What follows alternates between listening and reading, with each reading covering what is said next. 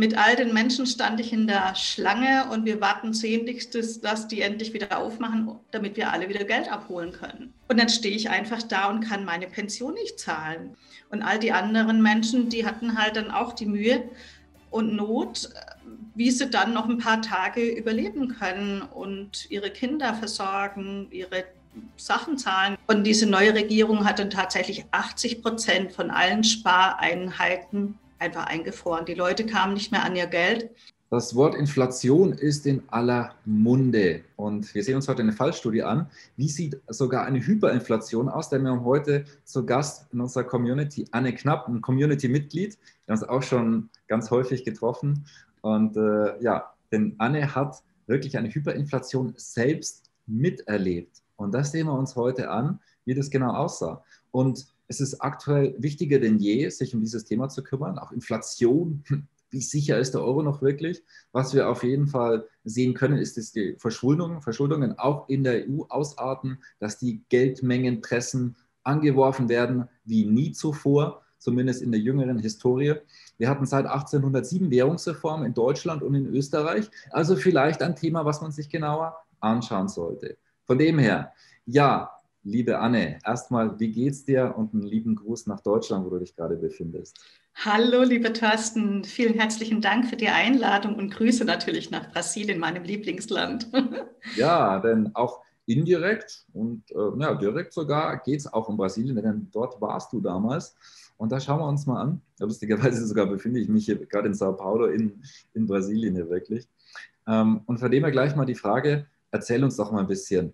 Wie waren die Rahmenbedingungen? Wann war das? Was ist da genau passiert? Ja, ich bin 1988 für 10 Monate nach Brasilien gegangen, war weder sprachlich noch kulturell präpariert auf das. Ich wollte halt Abenteuer und ein neues Land kennenlernen, neue Kulturen kennenlernen. Und ich bin mitten reingekommen in ein Land, das absolut im Chaos war. Es war 1985 die Militärdiktatur beendet und es war der erste Präsident, der demokratisch war, Sarney hieß der. Und die hatten einfach extrem hohe Inflation.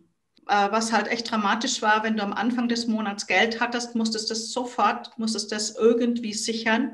Und wie kannst du es machen, wenn du im Arbeitsalltag bist? Du kaufst dir Nahrungsmittel. Am Anfang des Monats oder zum Monatswechsel eben, wenn Geld da war, wurden die Waren gekauft. Oder? Wie hoch war die Inflation? So in der Mitte von dem Prozess und ganz am Schluss.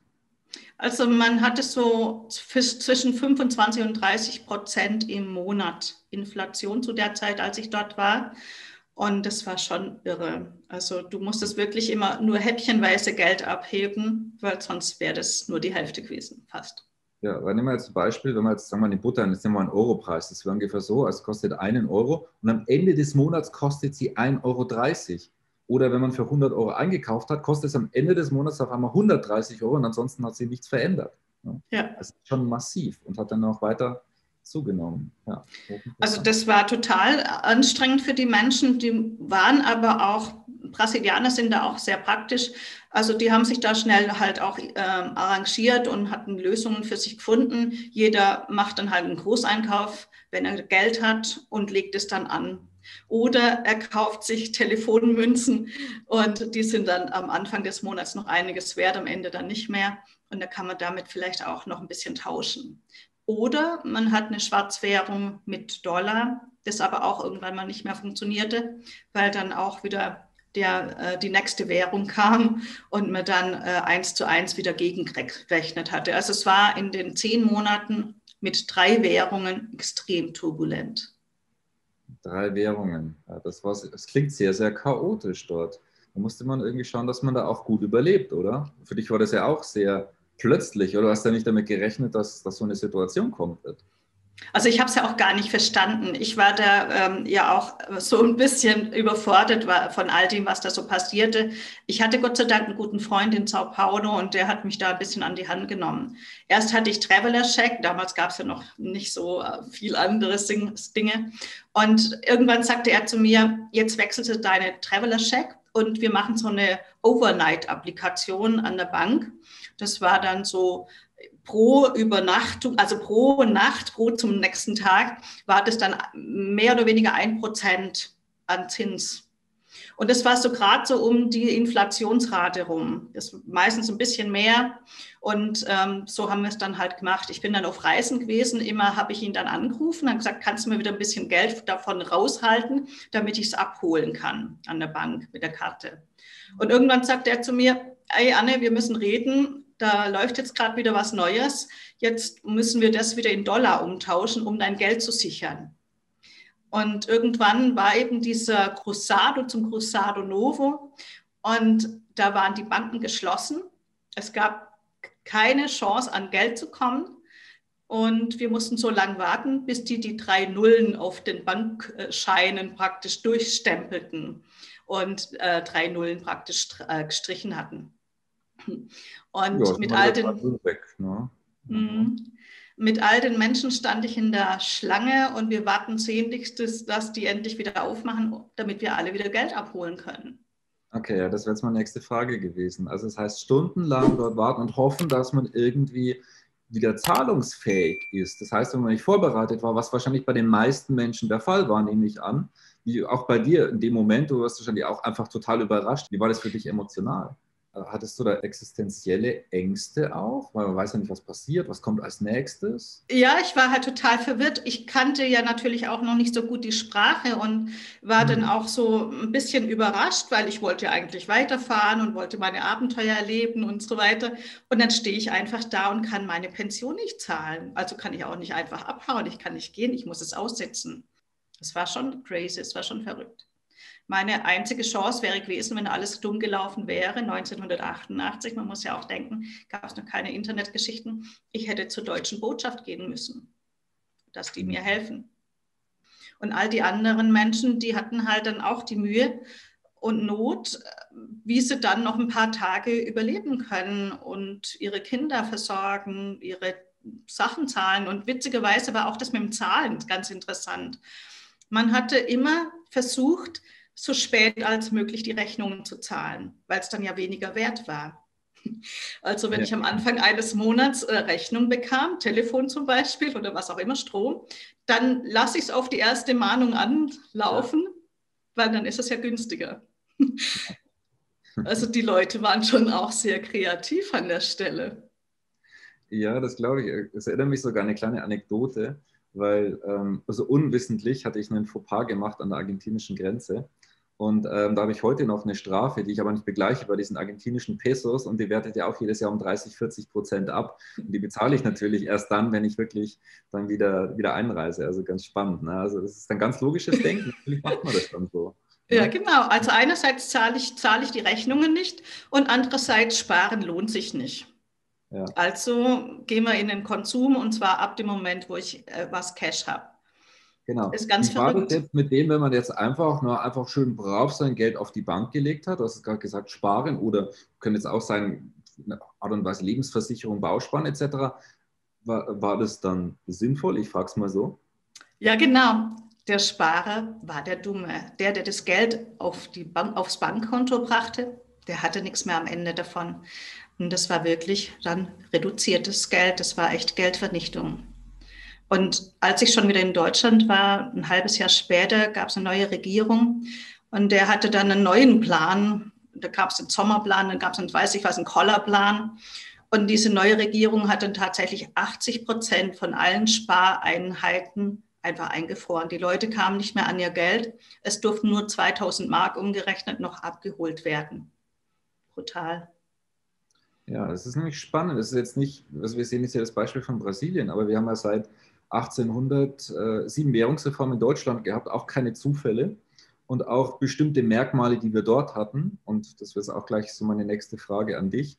Wie waren denn die politischen Rahmenbedingungen? Also Stichwort Schulden, sind die Geldmengen nach oben gegangen? Also was ist damals passiert? Also Brasilien war zu der Zeit landunter.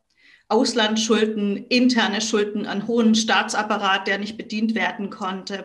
Die hatten das ganze Management nicht im Griff. Und es war sehr verheerend. Und in den paar kurzen Jahren, wo sie demokratischen Präsidenten sozusagen hatten, Sarney war das damals, die hatten das nicht verstanden, wie sie das damit umgehen sollen. Hm. Geld drucken war die Lösung. Ja, du hast da auch einen schönen Artikel zugeschickt, der ist auf Portugiesisch. Da kann man so ein paar Grafiken hier einblenden, was damals passiert ist, um das ein Gefühl dafür zu bekommen. Weil das sind ja keine Zufälle, es sind ökonomische Dinge. Jetzt würde mich interessieren, weil es gibt ja, in manchen Ländern gibt es also eine gewisse Politikhörigkeit. Wie war es denn da? Wie hat die Politik denn darauf reagiert? Haben die reinen Wein eingeschenkt? Haben die gesagt, ja, wir machen XY, das kann jetzt dazu führen, dass unser Geld entwertet wird? Oder wie war das Ganze denn seitens der Politik? Die Menschen waren noch geprägt von der Militärdiktatur. Die hatten auch keine große Lobby, die hatten kein Sprachrohr sozusagen. Du musst auch vorstellen, zu der Zeit, Lula war damals schon, der war schon damals Kandidat zur Präsidentschaft. Die Gewerkschaft und die Arbeiterpartei wollte damals eigentlich die Miseren verändern. Es gab sehr viel Hunger und Not, sehr viel Favela, Menschen, die arm lebten und so weiter. Hast du sehr gut, man hat den Krankenwagen im Hintergrund sogar gehört. Genau, ist Drama total. So lief das damals ab, ne? Genau. Genau. Und zu der Zeit war Chico Mendes, war so ein Umweltaktionär und der wurde zu der Zeit abgemurkst von irgendwelchen Leuten, die da eben Business machen wollten und der war halt quer. Also es war sehr, sehr wild zu der Zeit. Und jeder machte halt, wie er konnte. Jeder hat halt versucht, so sein kleines Ding ins Trockene zu bringen. War schon sehr wild. Ja, du hattest zu mir auch gesagt, dass das Militär und die Politik war sehr dominant und hielt die Leute klein. Also das war so die Situation, also so repressive Maßnahmen. Ja, also die Menschen hatten mit sich zu tun, wie sie ihren Alltag bestreiten. Die hatten überhaupt auch keine Idee, wie sie das Ganze managen sollen. Mit allem möglichen Zeug, ne? Genau. Die waren mit sich beschäftigt. Am Anfang des Monats müssen sie ihr Geld ausgeben, müssen gucken, dass das dann reicht für den Rest des Monats. Die hatten auch gar keine Zeit irgendwo, sich zu überlegen, wie sie sich dagegen wehren können. Jeder hat da eben seinen Alltag versucht, bestmöglich zu machen. Ja, das ist schon spannend. Also für mich hört sich das schon nach einigen Parallelen an, also in anderer Art und Weise natürlich heute. Auch in unterschiedlichen Ländern dieser Welt, was wir auf jeden Fall ja sehen, dass wir in ungekanntem Maße die Gelddruckmaschinen angeworfen werden und mehr und mehr Verschuldungen, Rekordverschuldungen. Also das heißt, in Deutschland jetzt fürs nächste Jahr fast doppelt so viel, wie wir an Einnahmen insgesamt haben. Und da ist Deutschland ja immer noch in einer der besten Positionen, aber gleichzeitig im Boot ja mit vielen interessanten Ländern, sagen wir es mal so, wie beispielsweise Griechenland, Italien, Spanien etc., wo die Situation noch einmal ganz anders aussieht, die sie ja gar nicht mehr normal refinanzieren könnten. Von dem her mal so eine Frage, du bist jetzt nicht ökonomisch tätig, aber siehst du so gewisse Parallelen, die sich auch daran erinnern, schon von den Sachen, was da vorher passiert war? Ja, natürlich sehe ich das. Wir Menschen sind beschäftigt mit unserem merkwürdigen Alltag derzeit und sehen gar nicht, was da oben gerade geköchelt wird. Also wir sind beschäftigt damit, gibt es jetzt einen Einkaufsladen, der offen ist, gibt es jetzt dies oder jenes und wie sind die neuen Verordnungen. Aber das, was da oben passiert, das ist nicht auf dem Bildschirm der allermeisten. Und ich glaube, das ist echt die Gefahr. Ja, in welcher Art und Weise? Also wir wissen aus der Historie Folgendes: Inflationen, die gehen nicht 1:1 direkt sofort los. Das heißt, Geldmenge wird ausgeweitet, sofort Inflation, sondern das Geld sucht und findet so seinen Weg. Es ist vergleichbar mit so einer Ketchupflasche, wo man, wenn man da drauf drückt, es passiert dann nichts, aber auf einmal, wumm, kommt das raus. Das haben wir historisch immer wieder gesehen, auch in so einer exponentiellen Kurve. Das ist das Heimtückische. Man sieht am Anfang häufig noch nichts, aber dann auf einmal, zack, bumm, und dann kann man nur noch reagieren und nicht mehr agieren und eben nicht aus einer Vogelperspektive von oben, sondern eben ja nur noch, okay, was kann man jetzt noch irgendwie retten? Und man wird dann halt auch überrascht und dann macht man natürlich schnell Fehler. Ja, auf jeden Fall. So war das damals? Kann man das so sagen? Kann man so sagen. Die Leute waren dann aber, du kennst Brasilien, die Leute waren aber kreativ, was wir ja nicht so sind. Ja. Und die hatten einfach dann immer so diesen Jeitinho, die hatten halt irgendwie eine Lösung gefunden. Die sind ja hochimprovisationsfähig, was wir ja nicht so sind. Ja. Das heißt, für uns hier ist es noch viel dramatischer, weil wir nicht so gelenkig sind, aus meiner Sicht. Ja, man wird sehen, was die Zeit bringt. Wir sehen auf jeden Fall die aktuellen Tendenzen und es wird Folgen haben, in welcher Art und Weise auch immer. Es wird auf jeden Fall spannend bleiben. Ja, Ja, also von dem her, liebe Anne, herzlichen Dank. Es war ein hochspannendes Interview in Faszination Freiheit. Ganz klasse. Danke, dass du dir die Zeit genommen hast.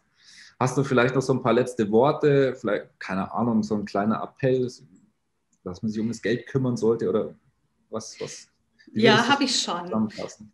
Also ich denke, wir sollten einfach immer wach bleiben und gelenkig bleiben. Ich glaube, das ist das richtige Wort dafür, dass wir einfach schauen, was passiert hier und unsere Nischen suchen und finden.